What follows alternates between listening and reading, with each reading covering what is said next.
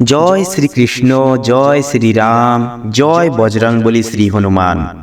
আজকে এই বিরল যুগে আমরা সকলে মিলে শ্রবণ করব শনিদেবের এই মন্ত্র। তাই কেউ আজকে এই সুযোগ হাতছাড়া করবেন না। শনিদেব হলেন ন্যায়ের দেবতা। যারা কর্ম করেন, পরিশ্রম করেন, কর্ম ভালোবেসে করেন এবং সততার সাথে সদৈব কর্ম করেন, সেই সকল জাতক জাতিকা অত্যন্ত প্রিয় শনি দেবতার কাছে। শনি দেবতা হলেন ধনের দেবতা, অর্থাৎ যে ভক্তের ওপর শনিদেব সদৈব প্রসন্ন হন, সেই ভক্তের অর্থ কোথা থেকে আসবে, কিভাবে আসবে আপনারা বুঝতেই পারবেন না। অর্থাৎ ধন সম্পত্তিতে ভরিয়ে দেবে আপনার সংসার, এবং তার সঙ্গে শনিদেবের কৃপায় সমস্ত গ্রহের দোষ কেটে যায়, সমস্ত সংকট কেটে ওঠে, অর্থনৈতিক অবস্থায় বিরাট উন্নতি হয় এবং শনির ৭.৫ এবং ঢাইয়ার প্রভাব প্রশমিত হয়। এবং প্রত্যেক শনিবার কালো তিল বা সর্ষের তেলের প্রদীপ জ্বালাবেন এবং শনিদেবকে নিবেদন করবেন। তাছাড়াও প্রতি শনিবার শনিদেবের মন্দিরে গিয়ে প্রদীপ জ্বালিয়ে আসতে পারলে অত্যন্তই শুভ হবে।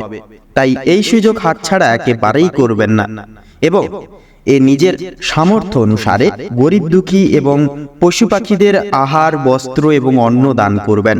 ফলে শনিদেব অত্যন্তই প্রসন্ন হন। তো আসুন তাহলে শনিদেবের এই শক্তিশালী মন্ত্র আজকের এই শুভ মুহূর্তে আমরা সকলে মিলে শ্রবণ করি। আপনারা যারাই যখনই সময় পাবেন শ্রবণ করবেন। ওম নমো ভগবতে বাসুদেবায়। ওম নীলাঞ্জন সম্ভাষম রবিপুত্রম যমাগ্রজম ছায়ামার্তণ্ড সম্ভুতং তং নমামি শনৈশ্চরম। ওম নীলাঞ্জন সম্ভাষম রবিপুত্রম যমাগ্রজম ছায়ামার্তণ্ড সম্ভুতং তং নমামি শনৈশ্চরম। ওম নীলাঞ্জন সম্ভাষম রবিপুত্রম যমাগ্রজম ছায়ামার্তণ্ড সম্ভুতং তং নমামি শনৈশ্চরম। ওম নীলাঞ্জন সম্ভাষম রবিপুত্রম যমাগ্রজম ছায়ামার্তণ্ড সম্ভুতং তং নমামি শনৈশ্চরম। ওম নীলাঞ্জন সম্ভাষম রবিপুত্রম যমাগ্রজম ছায়ামার্তণ্ড সম্ভুতং তং নমামি শনৈশ্চরম। ওম নীলাঞ্জন সম্ভাষম রবিপুত্রম যমাগ্রজম ছায়ামার্তণ্ড সম্ভুতং তং নমামি শনৈশ্চরম। ওম নীলাঞ্জন সম্ভাষম রবিপুত্রম যমাগ্রজম ছায়ামার্তণ্ড সম্ভুতং তং নমামি শনৈশ্চরম। ওম নীলাঞ্জন সম্ভাষম রবিপুত্রম যমাগ্রজম ছায়ামার্তণ্ড সম্ভুতং তং নমামি শনৈশ্চরম। ওম নীলাঞ্জন সম্ভাষম রবিপুত্রম যমাগ্রজম ছায়ামার্তণ্ড সম্ভুতং তং নমামি শনৈশ্চরম।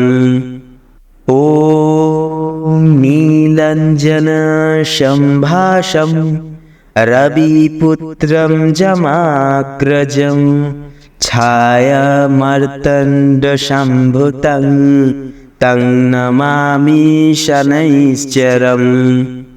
ॐ नीलञ्जनशम्भाषं रविपुत्रं जमाग्रजं छायामार्तण्डसम्भुतं तं नमामि शनैश्चरम्। ॐ नीलञ्जनशम्भाषं रविपुत्रं जमाग्रजं छायामार्तण्डसम्भुतं तं नमामि शनैश्चरम्। ॐ नीलञ्जनशम्भाषं रविपुत्रं जमाग्रजं छायामार्तण्डसम्भुतं तं नमामि शनैश्चरम्। ॐ नीलञ्जनशम्भाषं रविपुत्रं जमाग्रजं छायामार्तण्डसम्भुतं तं नमामि शनैश्चरम्। ॐ नीलञ्जनशम्भाषं रविपुत्रं जमाग्रजं छायामार्तण्डसम्भुतं तं नमामि शनैश्चरम्। ॐ नीलञ्जनशम्भाषं रविपुत्रं जमाग्रजं छायामार्तण्डसम्भुतं तं नमामि शनैश्चरम्। ॐ नीलञ्जनशम्भाषं रविपुत्रं जमाग्रजं छायामार्तण्डसम्भुतं तं नमामि शनैश्चरम्। ॐ नीलञ्जनशम्भाषं रविपुत्रं जमाग्रजं छायामार्तण्डसम्भुतं तं नमामि शनैश्चरम्। ॐ नीलञ्जनशम्भाषं रविपुत्रं जमाग्रजं छायामार्तण्डसम्भुतं तं नमामि शनैश्चरम्। ॐ नीलञ्जनशम्भाषं रविपुत्रं जमाग्रजं छायामार्तण्डसम्भुतं तं नमामि शनैश्चरम्। ॐ नीलञ्जनशम्भाषं रविपुत्रं जमाग्रजं छायामार्तण्डसम्भुतं तं नमामि शनैश्चरम्। ॐ नीलञ्जनशम्भाषं रविपुत्रं जमाग्रजं छायामार्तण्डसम्भुतं तं नमामि शनैश्चरम्। ॐ नीलञ्जनशम्भाषं रविपुत्रं जमाग्रजं छायामार्तण्डसम्भुतं तं नमामि शनैश्चरम्।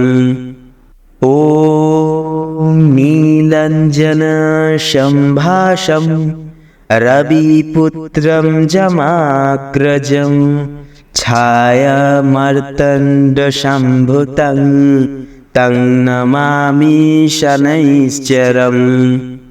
ॐ नीलञ्जनशम्भाषं रविपुत्रं जमाग्रजं छायामार्तण्डसम्भुतं तं नमामि शनैश्चरम्। ॐ नीलञ्जनशम्भाषं रविपुत्रं जमाग्रजं छायामार्तण्डसम्भुतं तं नमामि शनैश्चरम्। ॐ ॐ नीलञ्जनशम्भाषं रविपुत्रं जमाग्रजं छायामार्तण्डसम्भुतं तं नमामि शनैश्चरम्। ॐ नीलञ्जनशम्भाषं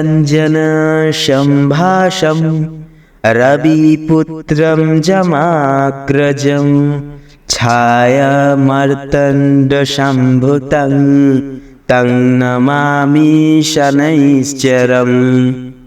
ॐ नीलञ्जनशम्भाषं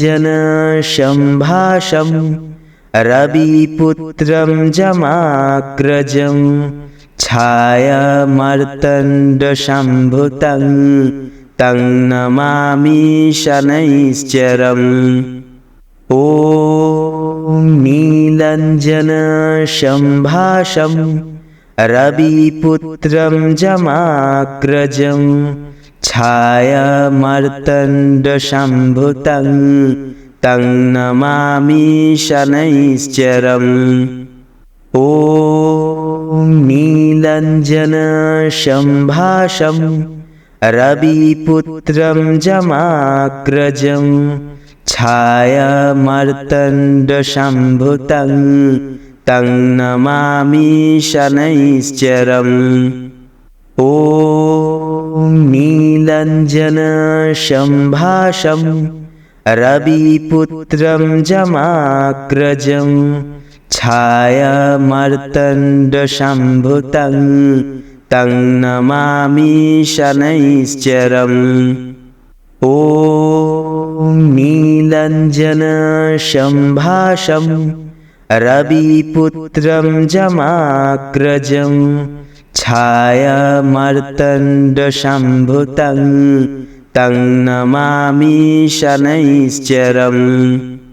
ॐ नीलञ्जनशम्भाषं रविपुत्रं जमाग्रजं छायामार्तण्डसम्भुतं तं नमामि शनैश्चरम्। ॐ नीलञ्जनशम्भाषं रविपुत्रं जमाग्रजं छायामार्तण्डसम्भुतं तं नमामि शनैश्चरम्। ॐ नीलञ्जनशम्भाषं रविपुत्रं जमाग्रजं छायामार्तण्डसम्भुतं तं नमामि शनैश्चरम्। ॐ नीलञ्जनशम्भाषं रविपुत्रं जमाग्रजं छायामार्तण्डसम्भुतं तं नमामि शनैश्चरम्। ॐ नीलञ्जनशम्भाषं रविपुत्रं जमाग्रजं छायामार्तण्डसम्भुतं तं नमामि शनैश्चरम्। ॐ नीलञ्जनशम्भाषं रविपुत्रं जमाग्रजं छायामार्तण्डसम्भुतं तं नमामि शनैश्चरम्। ॐ नीलञ्जनशम्भाषं रविपुत्रं जमाग्रजं छायामार्तण्डसम्भुतं तं नमामि शनैश्चरम्। ॐ नीलञ्जनशम्भाषं रविपुत्रं जमाग्रजं छायामार्तण्डसम्भुतं तं नमामि शनैश्चरम्। ॐ नीलञ्जनशम्भाषं रविपुत्रं जमाग्रजं छायामार्तण्डसम्भुतं तं नमामि शनैश्चरम्। ॐ नीलञ्जनशम्भासं रविपुत्रं जमाग्रजं छायामार्तण्डसम्भुतं तं नमामि शनैश्चरम्। ॐ नीलञ्जनशम्भासं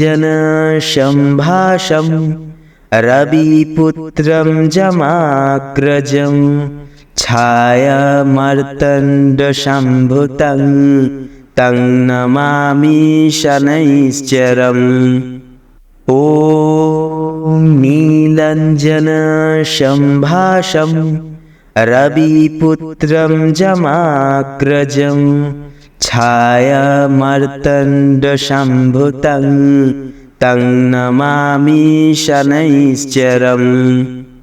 ॐ नीलञ्जनशम्भासं रविपुत्रं जमाग्रजं छायामार्तण्डसम्भुतं तं नमामि शनैश्चरम्। ॐ नीलञ्जनशम्भासं रविपुत्रं जमाग्रजं छायामार्तण्डसम्भुतं तं नमामि शनैश्चरम्। ॐ नीलञ्जनशम्भासं रविपुत्रं जमाग्रजं छायामार्तण्डसम्भुतं तं नमामि शनैश्चरम्। ॐ नीलञ्जनशम्भासं रविपुत्रं जमाग्रजं छायामार्तण्डसम्भुतं तं नमामि शनैश्चरम्। ॐ नीलञ्जनशम्भासं रविपुत्रं जमाग्रजं छायामार्तण्डसम्भुतं तं नमामि शनैश्चरम्। ॐ नीलञ्जनशम्भासं रविपुत्रं जमाग्रजं छायामार्तण्डसम्भुतं तं नमामि शनैश्चरम्। ॐ नीलञ्जनशम्भासं रविपुत्रं जमाग्रजं छायामार्तण्डसम्भुतं तं नमामि शनैश्चरम्। ॐ नीलञ्जनशम्भासं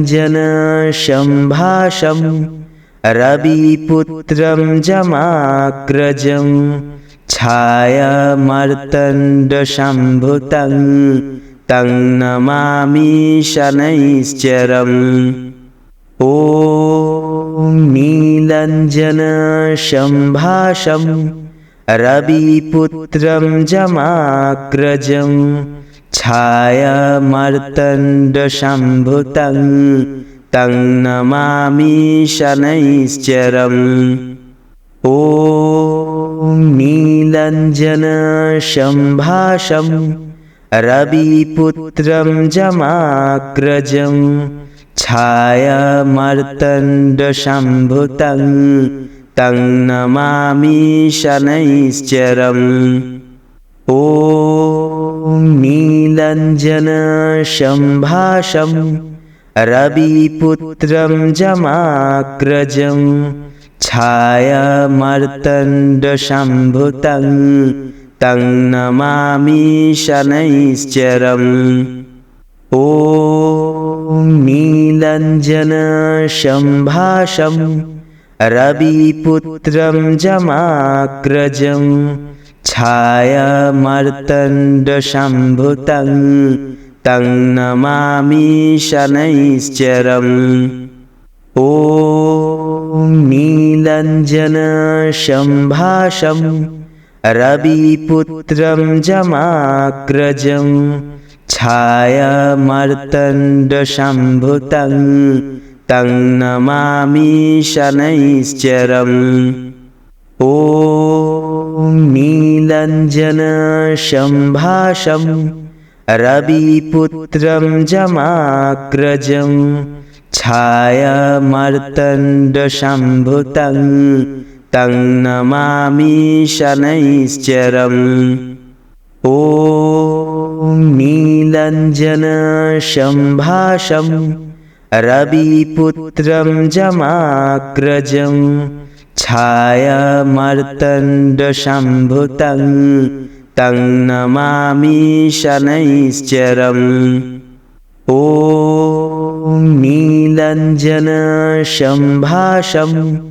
रविपुत्रं जमाग्रजं छायामार्तण्डसम्भुतं तं नमामि शनैश्चरम्।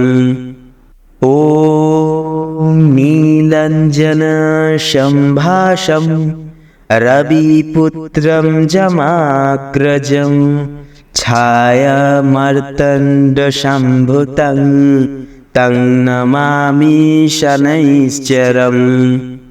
ॐ नीलञ्जनसम्भासं रविपुत्रं जमाग्रजं छायामार्तण्डसम्भुतं तं नमामि शनैश्चरम्। ॐ नीलञ्जनसम्भासं रविपुत्रं जमाग्रजं छायामार्तण्डसम्भुतं तं नमामि शनैश्चरम्। ॐ नीलञ्जनसम्भासं रविपुत्रं जमाग्रजं छायामार्तण्डसम्भुतं तं नमामि शनैश्चरम्। ॐ नीलञ्जनसम्भासं रविपुत्रं जमाग्रजं छायामार्तण्डसम्भुतं तं नमामि शनैश्चरम्। ॐ नीलञ्जनसम्भासं रविपुत्रं जमाग्रजं छायामार्तण्डसम्भुतं तं नमामि शनैश्चरम्। ॐ नीलञ्जनसम्भासं रविपुत्रं जमाग्रजं छायामार्तण्डसम्भुतं तं नमामि शनैश्चरम्। ॐ नीलञ्जनसम्भासं रविपुत्रं जमाग्रजं छायामार्तण्डसम्भुतं तं नमामि शनैश्चरम्। ॐ नीलञ्जनसम्भासं रविपुत्रं जमाग्रजं छायामार्तण्डसम्भुतं तं नमामि शनैश्चरम्। ॐ नीलञ्जनसम्भासं रविपुत्रं जमाग्रजं छायामार्तण्डसम्भुतं तं नमामि शनैश्चरम्। ॐ नीलञ्जनसम्भासं रविपुत्रं जमाग्रजं छायामार्तण्डसम्भुतं तं नमामि शनैश्चरम्। ॐ नीलञ्जनसम्भासं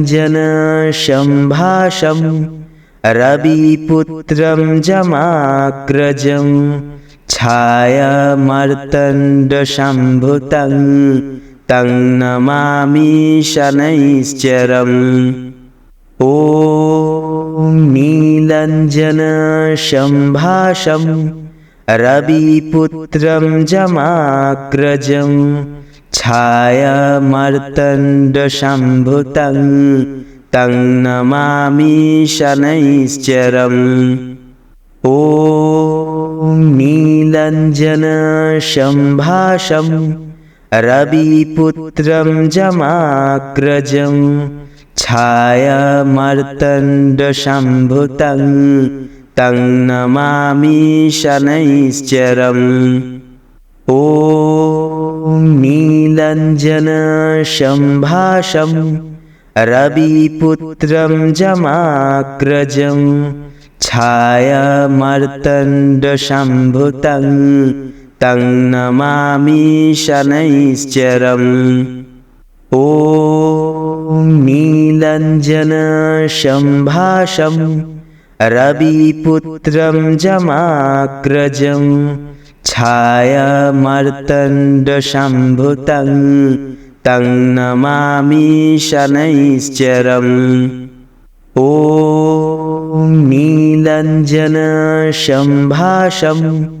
रविपुत्रं जमाग्रजं छायामार्तण्डसम्भुतं तं नमामि शनैश्चरम्।